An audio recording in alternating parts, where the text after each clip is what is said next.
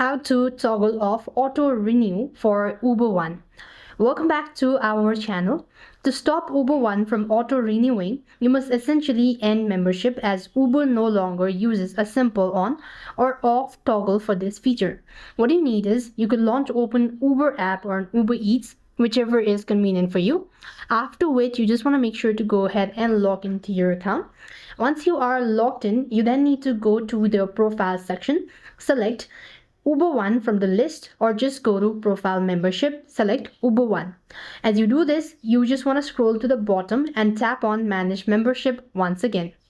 Underneath, you will be able to find end membership or cancel renewal, something familiar word. You just have to tap open that up or just click onto it, and you will be prompted with other fields where you need to go ahead and give a reason, follow all the prompts, and that is basically how you're supposed to toggle off auto renew for Uber One. If you're unable to do it so, you can simply contact support team, let them know about it, and that's how you're supposed to toggle off auto renew for Uber One. With that being said, we've completed our steps. Thank you for watching. See you in the next video.